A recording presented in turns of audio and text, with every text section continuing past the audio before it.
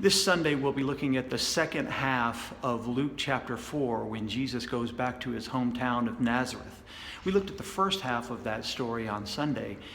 It goes pretty well at first. Jesus reads from the prophet Isaiah, "The Spirit of the Lord is upon me, because he has anointed me to preach good news to the poor, recovery of sight to the blind, to set at liberty the oppressed, and to proclaim the acceptable year of the Lord."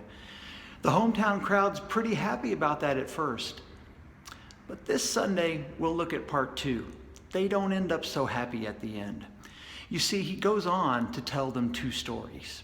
He reminds them about the prophets Elijah and Elisha, years and years before. That one of the prophets had been sent to a widow in Sidon, that the other prophet had been sent to Naaman, a Syrian, a foreigner. And at that, the crowd gets so angry, the text says, that they take Jesus up on a hill. They want to take him up on a hill and throw him off. That's how angry they get when he starts to talk about reaching out to foreigners. It's an important lesson for our time. Those people were clearly Nazareth first people.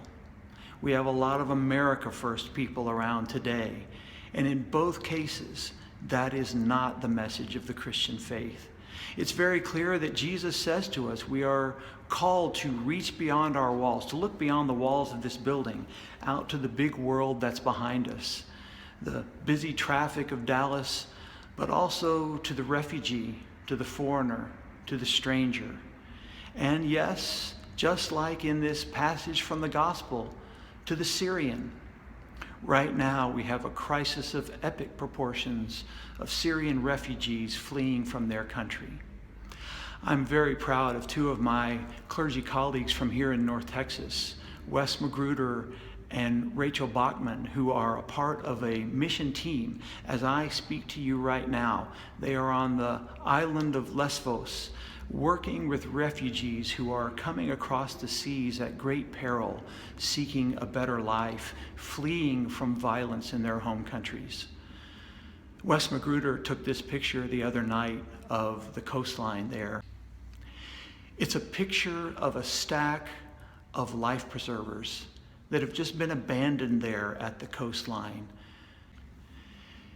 Each of these life preservers represent a real person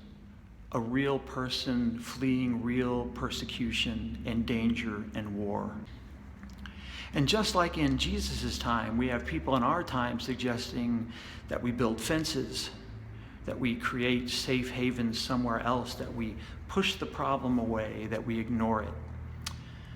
When what Jesus calls us to do is to be involved with the stranger, to love the stranger, the immigrant, the foreigner. That's what Jesus says. So I hope you'll join me in giving thanks for my friends, Wes and Rachel and the rest of their team and the great work that they're doing. I'm so proud to know them. And I hope that each of us will consider what it might mean in our life to reach out to the stranger and the foreigner beyond our walls out there in the world. Because that's what God calls us to do. And we have to know that even in our time when we do this, when we reach out to the immigrant, the foreigner, the stranger, people will get angry. They might want to throw us off the hill.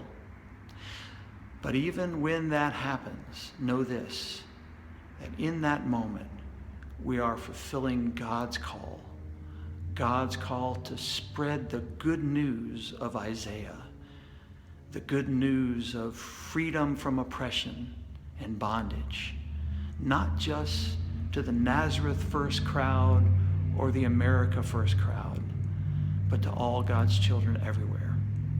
That's what Jesus wants. That's what we're called to do. See you Sunday.